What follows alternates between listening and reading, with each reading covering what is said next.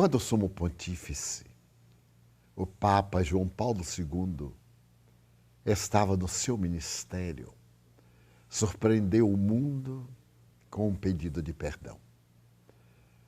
Ele solicitava perdão à sociedade pelos hediondos crimes praticados por alguns líderes da igreja nos amargos dias medievais, e mesmo antes e depois. As chagas purulentas das cruzadas, o terrível tribunal da Santa Sé e todas as outras investidas que a fé cega governava com mãos inclementes e sentimentos impiedosos. Não era a igreja, eram pessoas que momentaneamente administravam a veneranda organização. E esteve repassando momentos muito dolorosos da história da humanidade. É claro que não pediu perdão de todas aquelas calamidades. Algumas delas ficaram para posterior exame.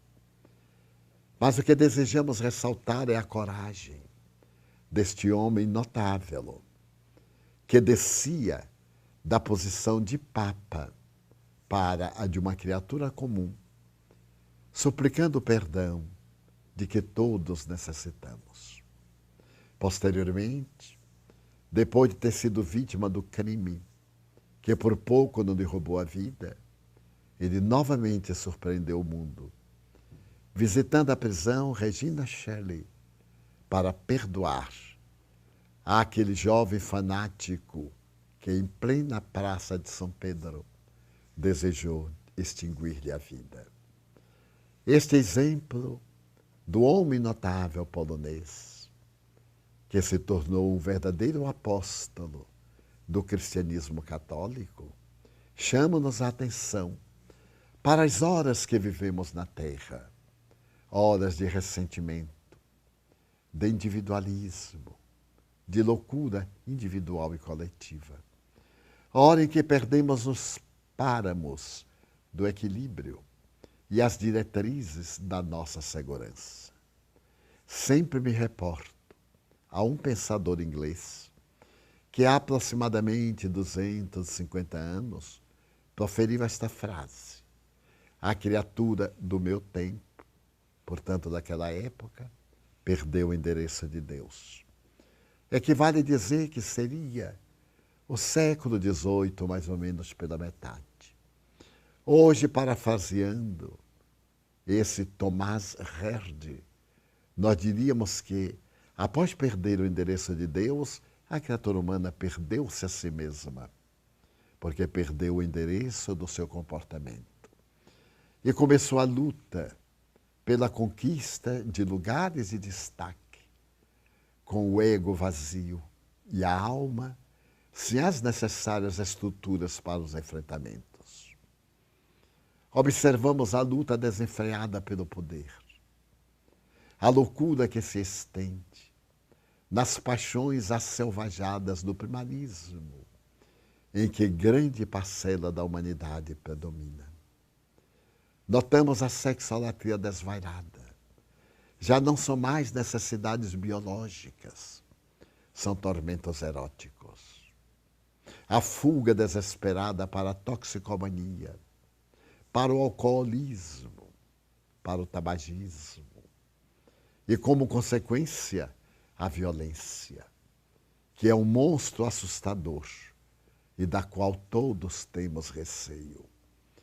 Quem se pode precaver de uma agressão, de um ato de violência na rua ou no lar, quando colocamos para fora as nossas paixões e a nossa violência interior, esmaga as mulheres, perturba as crianças, transforma-se em ódios étnicos, de clubes que nos levam ao entredevoramento dos fãs.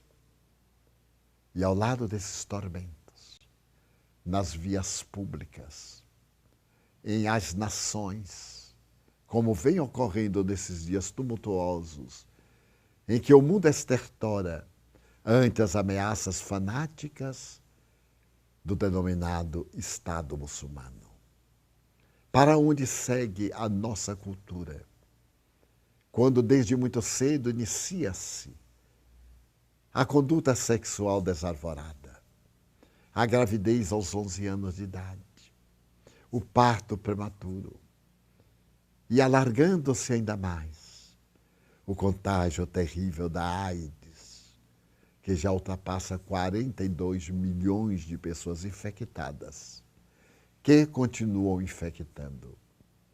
E ao lado dessas ameaças, as nossas mentes ainda exaliam, propiciando a grande pandemia da ebola, ainda sob relativo controle, naquela área tormentosa e sofrida da África. Mas até quando será possível retê-la nas fronteiras estreitas daqueles países que experimentam tanta miséria?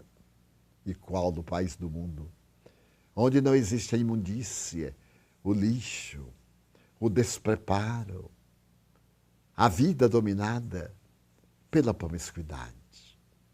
É como se também a divindade, observando a nossa situação moral deplorável, permitisse que uma grande advertência pandêmica gritasse aos nossos ouvidos para que fizéssemos uma viagem de volta a novos parâmetros de amor. E, acima de tudo, nesses parâmetros de amor, ao perdão, que é uma das manifestações mais belas do perdão. Todavia, sempre quando falamos a respeito do perdão, as pessoas inadvertidas atribuem que o ato de perdoar é o ato de conivir, e equivocam-se. Ao perdoarmos o delito, de maneira nenhuma estamos a favor da sua execução. Abrimos porta à reparação do delituoso, porque o Pai de misericórdia não deseja a morte do pecador, mas sim o desaparecimento do pecado. Como muito bem afirmou Gandhi, em outras palavras, não desejamos a morte do indivíduo, mas desejamos a morte do desejo que ele tem de matar, o que é bastante diferente.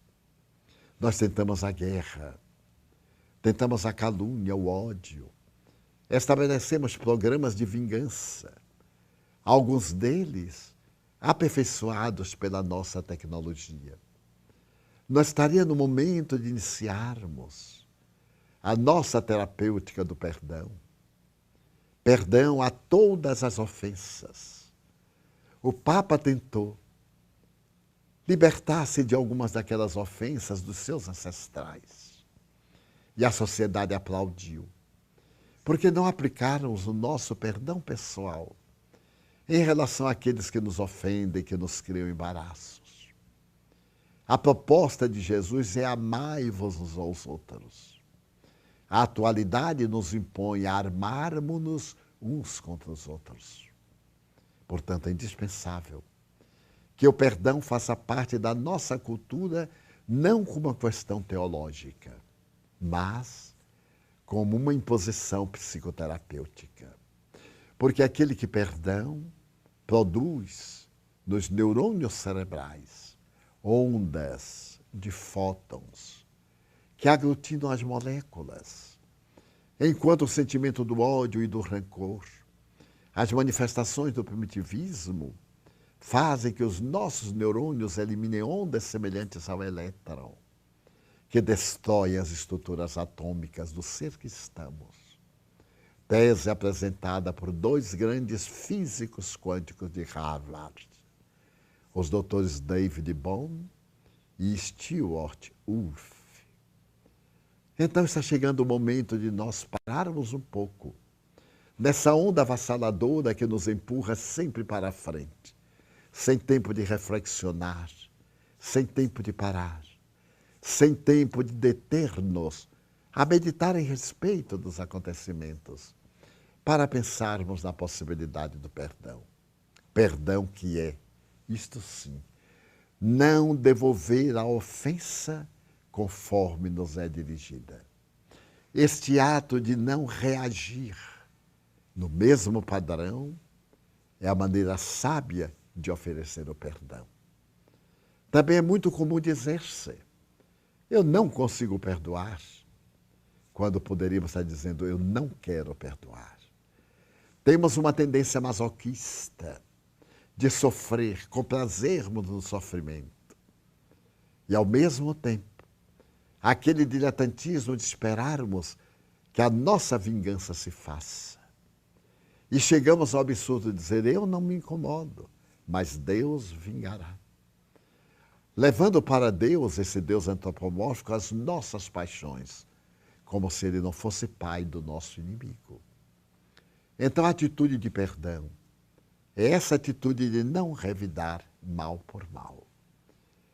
É claro que nós não iremos esquecer a ofensa de imediato, porque enquanto o perdão é de natureza psicológica, o esquecimento é de natureza.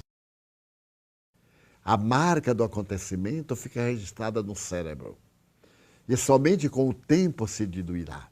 Então, o perdão é uma proposta de emergência psicoterapêutica para este momento. Todos nós, quando vemos aquele que nos ofendeu, quando enfrentamos o inimigo, ou aquele que se nos tornou inimigo, recordamos-nos. É um fenômeno biológico, é um fenômeno da memória. Mas deveremos recordar como algo que aconteceu e não merece continuar, ao invés de ficarmos mastigando, numa expressão vulgar, de ficar lamentando o que não fizemos, aquilo que não reagimos, que não destruímos.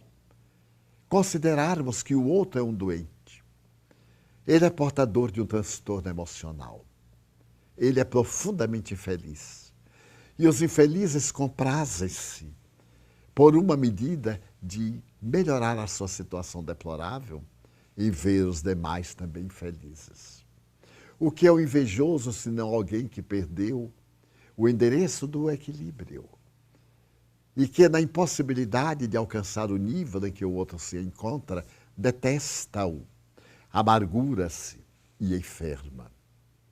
Porque essa atitude nos leva às somatizações dos problemas psicológicos na organização fisiológica.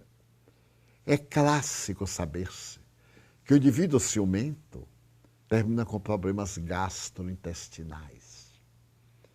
O indivíduo que tem ódio passa a ter problemas respiratórios. E aquele indivíduo que conserva sentimentos negativos tem transtornos de conduta, irritabilidade falsa, instabilidade emocional. E nessa manifestação de ser o infeliz, ele se torna o coitadinho. O mundo está contra ele, quando em realidade ele é que está contra o mundo.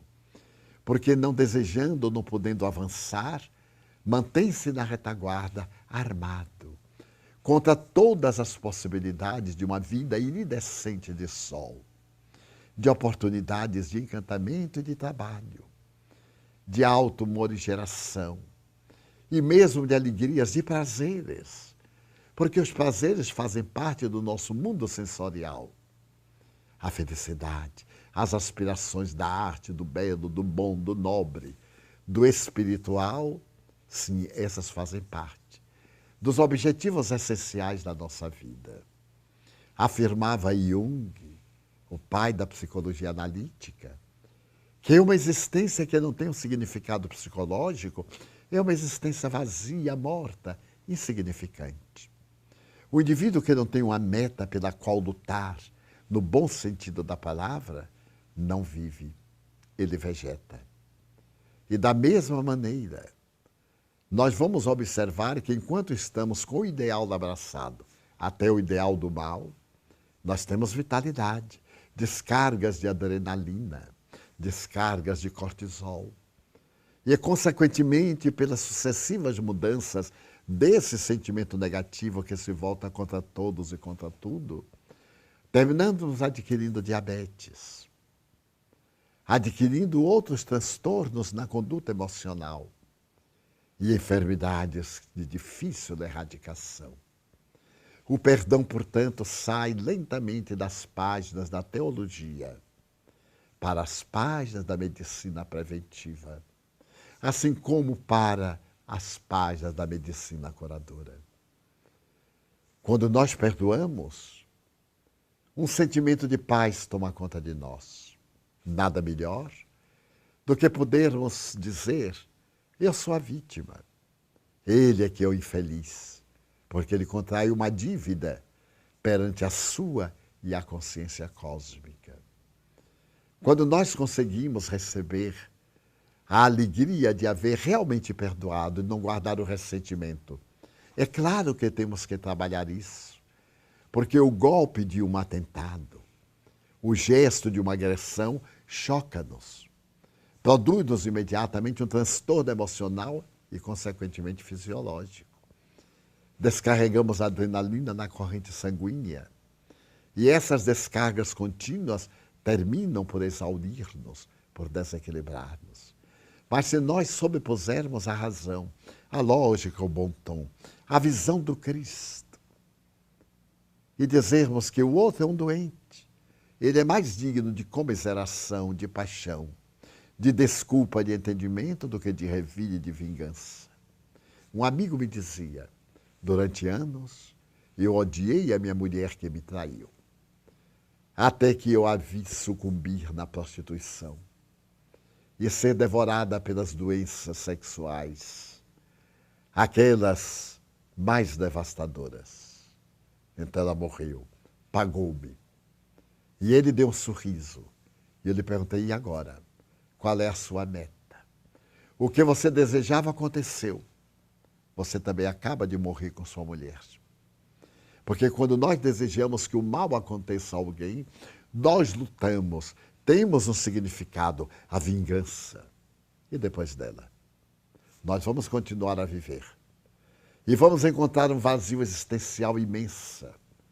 Já não temos em quem descarregar a nossa bilis, o nosso desconforto, a nossa inferioridade. Não está na hora agora de você mudar de país de sentimentos? Ela morreu muito bem.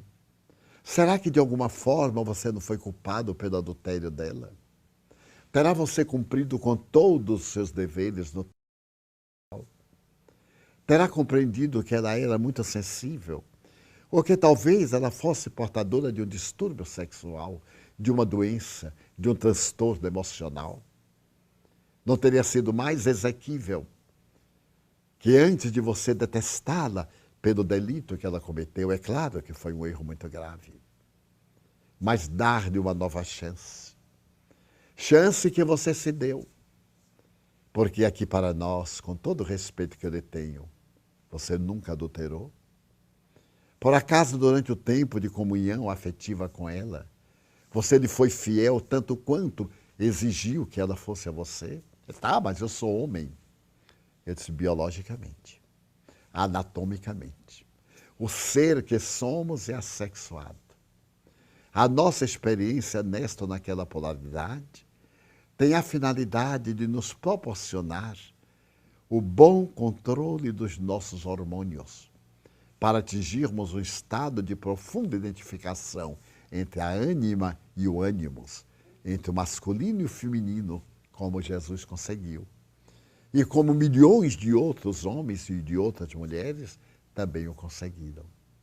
Comece agora a pensar no perdão a você mesmo, pelo crime hediondo que você praticou contra a sua mulher. Facilitar-lhe o delito e odiá-la. E vangloriar-se agora do seu desar, do seu desequilíbrio, de sua morte infamante. Ela está resgatando, mas você está contraindo o débito. Então pense bem nisso. Veja quanto você está em transtorno emocional, trêmulo, nervoso, agitado. Será que vale a pena esse estado de agitação? Então pare as águas do remorso.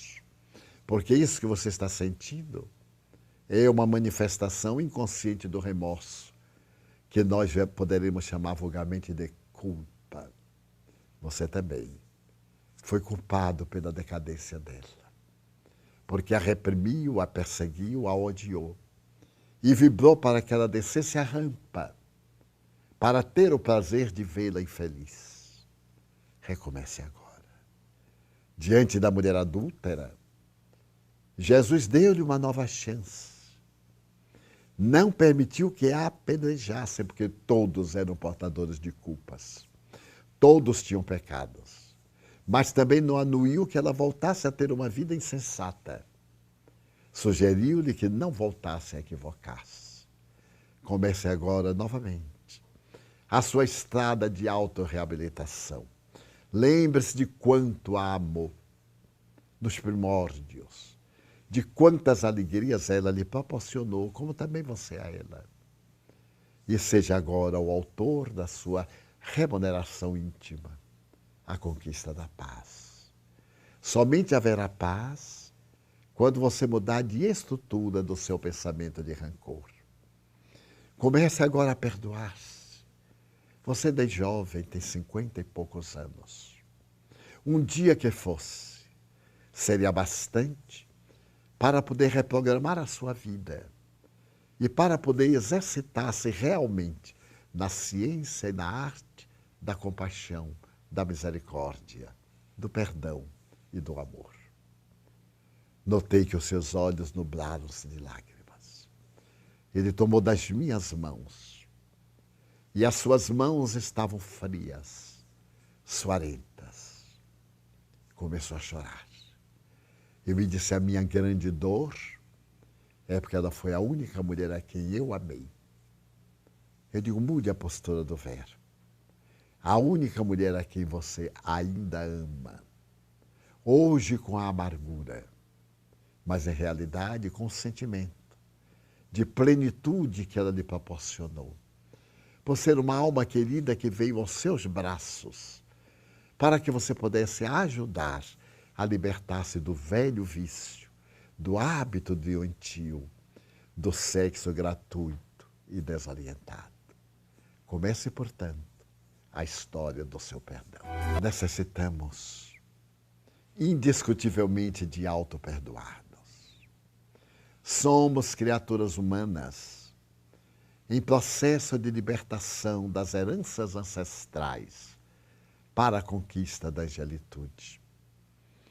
E nesse processo de autoiluminação predominam os hábitos doentios. Observe quanto é difícil libertar-se da mentira, a mentira branca, essa mentira quase insignificante, mas com a qual nós nos habituamos de tal forma que somos incapazes de narrar um fato com a sua legitimidade, porque a nossa imaginação exacerbada logo altera-o e coloca-o dentro da nossa forma de como gostaríamos que houvesse acontecido, mas não de como aconteceu. Então nós temos hábitos muito arraigados. O nosso processo antropológico está carregado de instinto.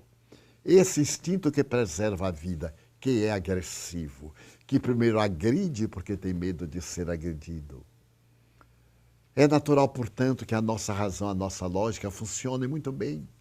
Porém, com os remanescentes do instinto, do ego, que sempre tem direcionado os nossos braços. Se nós colocarmos a postura de Jesus, como reagiria Jesus diante daquele acontecimento que teve lugar em nossa vida? Nós encontraríamos uma diretriz de segurança para agir de maneira correta e da qual não nos arrependermos. Quanta coisa em determinado momento nos parece correta, porque estamos exaltados, estamos apaixonados, ou estamos profundamente magoados. E depois que passa aquela reação emocional devastadora, nós começamos a conjecturar que a nossa atitude não foi exatamente a que deveria ser. E tenho ouvido pessoas dizer: eu daria um braço para voltar àquele passado e não ter feito o que eu fiz. Então, desde que nos é impossível voltar atrás para poder apagar o que fizemos, avancemos fazendo agora todo o bem possível que um dia colheremos sem qualquer arrependimento de nos havermos equivocado. Então, o auto-perdão é de grande significado para nós mesmos. Compreendendo que somos criaturas humanas, equivocamos-nos. As nossas emoções interferem nas nossas decisões. Examine como você reage quando está com ira e como você age quando está em paz. Quando está sob determinado tipo de emoção e quando se encontra em determinada situação de tranquilidade. Você é o mesmo, mas o seu comportamento é diferente. Ele está modificado por uma série de hormônios no seu organismo que lhe modificam completamente a estrutura do proceder. Então, quando Pedro pergunta a Jesus, é necessário perdoar 7 vezes? Ou 70 vezes 7 vezes?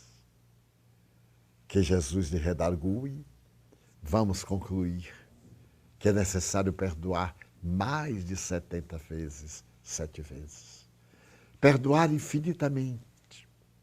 Certa feita, tive a ocasião de ver Chico Xavier dizer a uma senhora desesperada que não suportava mais o marido, que eu perdoasse mais uma vez. E ela então disse, vivemos juntos 25 anos. De 490 vezes. E agora o que é que eu faço? E Emmanuel concluiu, inspirando Chico Xavier. Quando Jesus manda perdoar 70 vezes, 7 vezes, é a cada erro e não a todos os erros.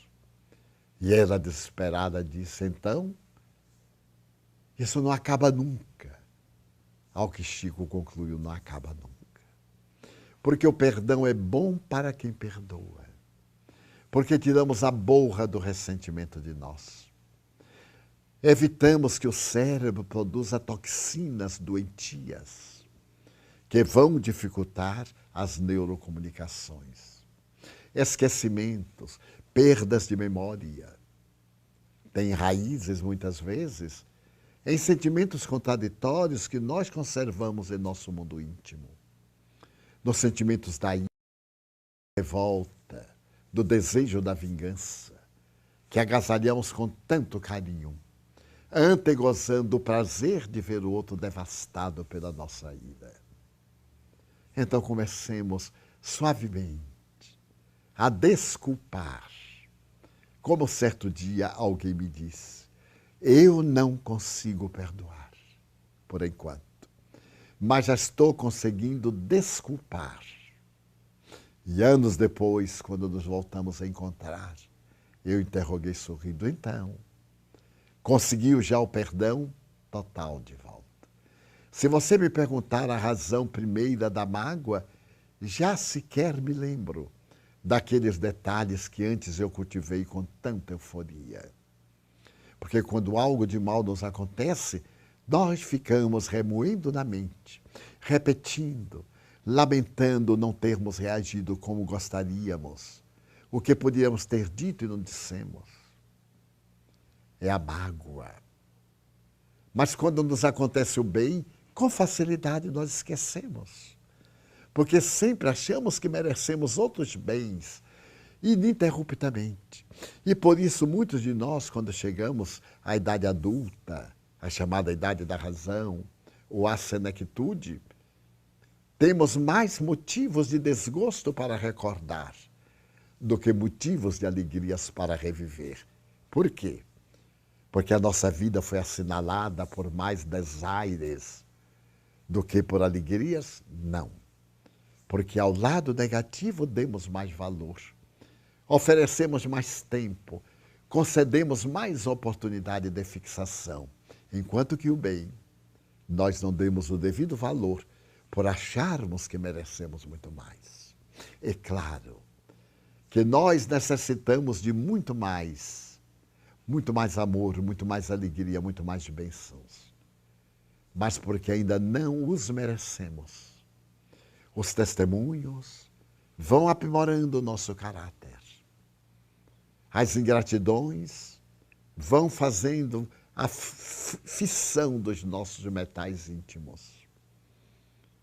E os testes de resistência vão preparando-nos para o mérito das bênçãos que virão. Jesus nos disse que o seu é um fardo leve e o seu jugo é muito suave, porque o seu fardo é o amor e o seu jugo é a misericórdia. Se nós elegermos carregar essas duas ofertas do divino Rabi, nós então teremos uma existência tranquila, o que não quer dizer uma existência sem desafios, porque é o desafio que nos promove, é o teste que nos transfere de uma faixa, de um patamar para o outro. E naturalmente são as dores que nos ensinam a como não fazer aquela experiência cujo resultado apresenta-se-nos desagradável. Por isso a terapêutica do perdão, acompanhada do auto-perdão, é essencial neste momento. Recordemo-nos, portanto, dos nossos pais, a quem transferimos culpas porque não souberam ou não quiseram nos educar. Das mães superprotetoras, ou das mães ingratas que nos abandonaram na infância, ou do pai ébrio contumaz, profundamente infeliz e desastrado. Procuremos perdoar o filho que não nos entende, que deseja beber até as fezes a loucura do momento que passa. Demos-lhe a chance de ele amadurecer. Deixando aberta a porta da afetividade, ele vai voltar. Somos quase todos filhos pródigos. E o nosso quer viajar, como diz a parábola, para o país estranho, longe, para desperdiçar os bens que nós lhe demos, o amor, o carinho, a vigilância, a educação, as recomendações para o bem. Ele quer colocar a provas, até que a circunstância leva-o a conviver com os suínos, a alimentar-se da alfarroba, essa semente dura que nem os porcos aguentam roer. E então, nesse momento, ele se lembrará, mas eu tenho lar. Eu tenho um coração afetuoso de minha mãe que me espera. Eu tenho um pai que foi enérgico, que a essa altura deve ter me perdoado. E então ele voltará. Desta forma, não impeçamos os nossos filhos de viverem a sua vida. Não nos culpemos por não havermos contribuído para o seu êxito. A vida escreve, e todos lemos as páginas da nossa vida nos livros que nós próprios escrevemos. Perdoemo-nos, perdoemos os amigos ingratos. Um dia eles se darão conta. Outros farão com eles aquilo que eles conosco fizeram. Por isso, é de emergência, não mais de urgência. É de emergência que nós vivenciemos o perdão. Pratiquemo-lo nas pequenas coisas e conosco o alto perdão.